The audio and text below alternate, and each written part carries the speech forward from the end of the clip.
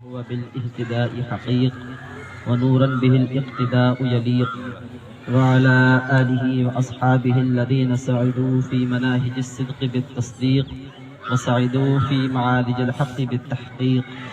أما بعد فأعوذ بالله من الشيطان الرجيم. بسم الله الرحمن الرحيم. يا أيها الذين آمنوا اتقوا الله حق تقاته ولا تموتن إلا وأنتم مسلمون. صدق الله مولانا العظيم وصدق رسوله النبي الأمين المتين الكريم ونحن على ذلك لمن الشاهدين والشاكرين والحمد لله رب العالمين. آئیے ایک بار سب سے پہلے آقائے نامدار مدینے کے تاجدار دونوں عالم کے مالک و مختار کی بارگاہ میں درود پاک کا نذرانہ پیش کریے اور پڑھیے بآواز بلند اللہم صلی علی سیدنا و مولانا محمد عدل الجود والکرم وآلہ الکرام ابنہ الکریم بارک وسلم صلو علیہ صلاۃ و سلام علیک یا رسول اللہ صلی اللہ علیہ وسلم. بہادر شاہ ظفر نے کہا تھا کہ عمر دراز مانگ کر لائے تھے 4 دن، کہ عمر دراز مانگ کر لائے تھے 4 دن، 2 آرزو میں کٹ گئے 2 انتظار میں، 2 آرزو میں کٹ گئے 2 انتظار میں. اور میں نے جس آیت کریمہ کی تلاوت کی ہے اس کے حوالے سے ایک شعر ہے کہ شوق وفا نہ سہی خوف خدا تو رکھ. میں نے جس آیت کریمہ کی تلاوت کی اللہ رب العزت قرآن پاک میں ارشاد فرماتا ہے یا ایھا الذین آمنوا اتقوا اللہ حق تقاتہ، اے ایمان والو اللہ سے ڈرو جیسا کہ اس کے ڈرنے کا حق ہے. ولا تموتن الا وانتم مسلمون، اور تم ہرگز نہ مرنا مگر مسلمان. اس آیت کریمہ کی تفسیر سے پہلے میں ایک اور آیت کریمہ سنانا چاہتا ہوں. اللہ رب العزت قرآن پاک میں ارشاد فرماتا ہے یا ایھا الناس انا خلقناکم من ذکر و انثی وجعلناکم شعوبا وقبائل لتعارفوا. اے لوگو انا خلقناکم من ذکر و انثی، کہ میں نے تم میں مؤنث اور مذکر یعنی مرد اور عورتوں کو پیدا کیا. وجعلناکم شعوبا وقبائل، اور میں نے تمہارے قبیلے بنائے. قبیلے یعنی کہ پہلے جو قبیلے ہوتے تھے جسے آج لوگ ہم برادری کے نام سے جانتے ہیں.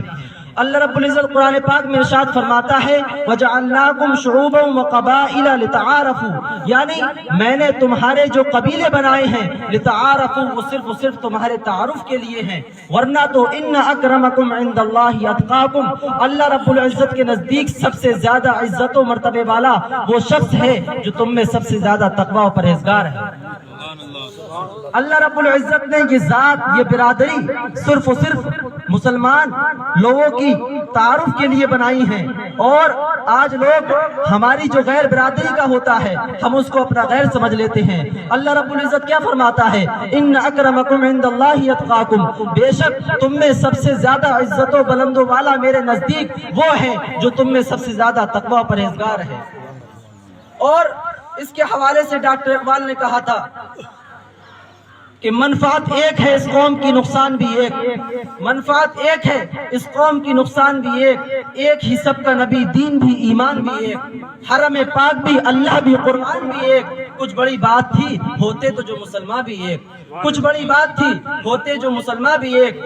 اور فرماتے ہیں فرقہ بندی ہے کہیں ذاتیں ہیں، فرقہ بندی ہے کہیں ذاتیں ہیں، کیا زمانے میں پنپنے کی یہی باتیں ہیں، کیا زمانے میں پنپنے کی یہی باتیں ہیں. اور فرماتے ہیں کون ہے تارک آئین رسول مختار، کون ہے تارک آئین رسول مختار، مصلحت وقت کی ہے کس عمل کا معیار. اور فرماتے ہیں کس کی آنکھوں میں سمایا ہے شعار اغیار، کس کی آنکھوں میں سمایا ہے شعار اغیار، ہو گئی کس کی نگاہ طرز سلف سے بیزار. اور فرماتے ہیں کہ واعظ قوم کی وہ پختہ خیالی نہ رہی، برق طبعی نہ رہی، شعلہ مقالہ نہ رہی، رہ گئی رسم ازاں روح بلالی نہ رہی، فلسفہ رہ گیا تلقین غزالی نہ رہی. اور سنیے شعر ڈاکٹر اقبال فرماتے ہیں مسجد مرثیہ خواہیں کہ نمازی نہ رہے، یعنی وہ صاحب اوصاف حجازی نہ رہے. اور فرماتے ہیں شور ہے ہو گئے دنیا سے مسلمان نابود. ہم یہ کہتے تھے کہ تھے بھی کہیں مسلم موجود، وضع میں تم ہو نصارہ تو تمدن میں یہود، یہ مسلمان ہیں جنہیں دیکھ کے شرمائے یہود. اور فرماتے ہیں یوں تو سید بھی ہو مرزا بھی ہو افغان بھی ہو، تم سبھی کچھ ہو، بتاؤ تو مسلمان بھی ہو۔ ڈاکٹر اقبال نے 100 سال پہلے یہ اشعار کہے تھے، آج صرف یہ اشعار ہماری برادری پر پورے طور پر صادق آتے ہیں۔ اسی لیے اللہ رب العزت نے قرآن پاک میں ارشاد فرمایا تھا، یا ایھا الناس انا خلقناکم من ذکر و انثی وجعلناکم شعوبا وقبائل، اے لوگو میں نے تم میں مرد و عورتوں کو پیدا کیا، وجعلناکم شعوبا وقبائل، اور میں نے تمہارے قبیلے بنائے، لتعارفوا تاکہ تم پہچانے جا سکو، ان اکرمکم عند اللہ اتقاکم، ورنہ میرے نزدیک سب سے زیادہ عزت و بلندی والا شخص وہ ہے جو تم میں سب سے زیادہ پرہیزگار ہے۔ اب میں آتا ہوں اپنے موضوع سخن پر۔ اللہ رب العزت نے قرآن پاک میں ارشاد فرمایا، یا ایھا الذین آمنوا اتقوا اللہ حق تقاتہ ولا تموتن الا وانتم مسلمون، اے مسلمانوں اللہ سے ڈرو جیسا کہ اس سے ڈرنے کا حق ہے، ولا تموتن الا وانتم مسلمون، اور تم ہرگز ہرگز نہ مرنا مگر مسلمان۔ جلوت ہو اس سے بچتے ہوئے نظر آتے ہیں۔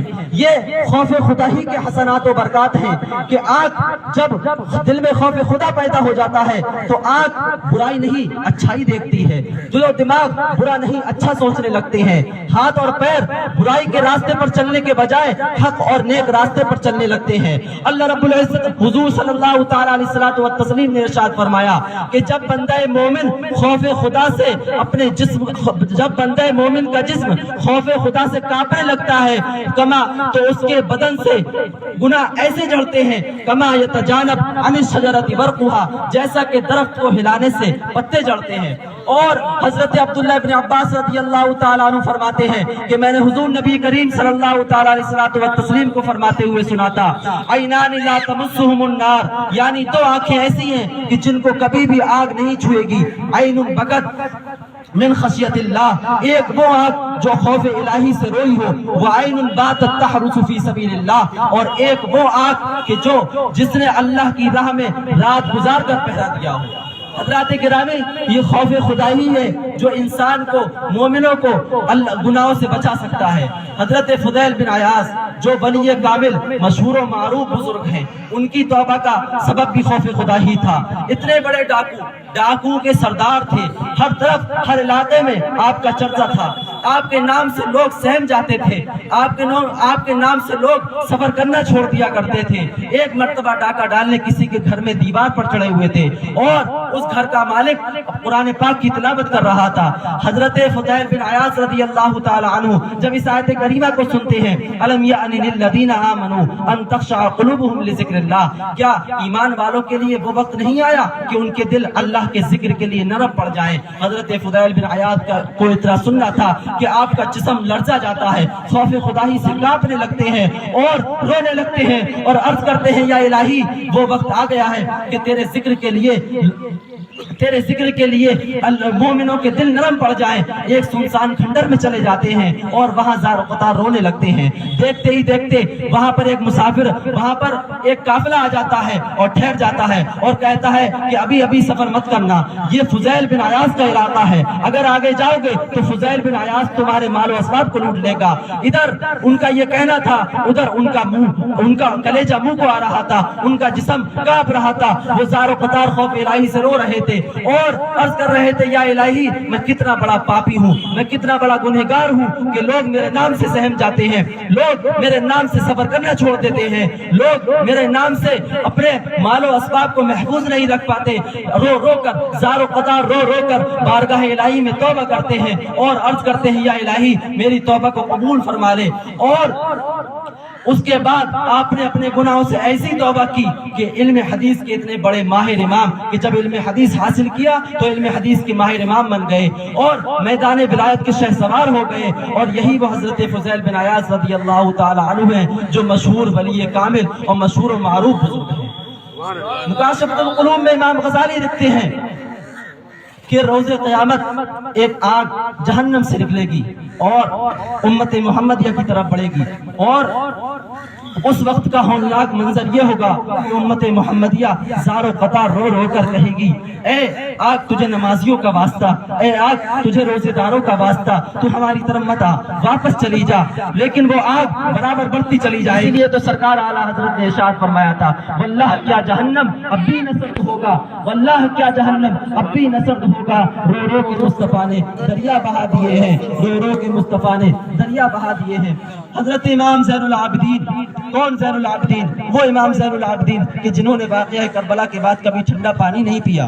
جب پانی سامنے آتا تھا تو زارو قطار رونے لگتے تھے اور عرض کرتے تھے، یا الہی مجھے وہ سکینہ یاد آتی ہے، مجھے وہ کربلا کا واقعہ یاد آتا ہے، میں کیسے اس پانی کو پی لوں کہ میرا پورا خاندان روتا روتا رہ گیا لیکن اس کو پانی نصیب نہیں ہوا۔ وہ امام زین العابدین کہ جب وضو سے فارغ ہوتے تھے تو ان کا جسم کانپنے لگتا تھا۔ لوگوں نے سبب دریافت کیا تو کہا، ارے تم پر افسوس ہے مجھے، تمہیں معلوم نہیں میں کس کی بارگاہ میں جا رہا ہوں، میں کس کی بارگاہ کا ارادہ کر رہا ہوں، کس سے مناجات کا ارادہ کر رہا ہوں۔ ان کا دل، ان کا جسم خوف خدا سے کانپنے لگتا تھا۔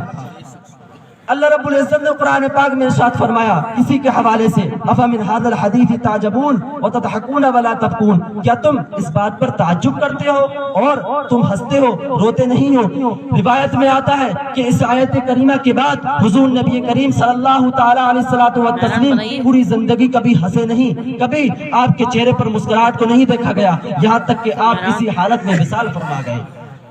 حضرت عمر فرماتے ہیں کہ حضور نبی کریم صلی اللہ تعالی علیہ وسلم مسجد نبوی سے باہر تشریف لائے تو حضور نے دیکھا کہ لوگ ہنس ہنس کر باتیں کر رہے ہیں۔ حضور نے فرمایا کہ اے لوگوں، اگر وہ چیز جو میں جانتا ہوں اگر تم جانتے تو تم کبھی ہنستے نہیں بلکہ تم ہمیشہ روتے ہی رہتے۔ اس لیے خوف خدا وہ ایک ایسا مقبول اور نیک اور پسندیدہ عمل ہے کہ جس کے دل میں پیدا ہو جاتا ہے وہ دل نیکی اور تقوی کا مرکز بن جاتا ہے۔ وہ دل کبھی بھی گناہوں کی طرف مائل نہیں ہوتا، وہ دل کبھی بھی اس کے جسم کے اعضاء کبھی بھی گناہوں کی طرف رجوع نہیں کرتے ہیں۔ اس کے آنکھ وہ دیکھتی ہے جو اچھا ہوتا ہے، اس کا دل و دماغ وہ سوچتا ہے جو اچھا ہوتا ہے۔ اس لیے اپنے دلوں میں خوف خدا کو پیدا کیجئے، یہی خوف خدا واحد ذریعہ ہے ہماری نجات کا۔ اپنی تقریر کو یہی ختم کرتا ہوں، وآخر دعوانا ان الحمدللہ۔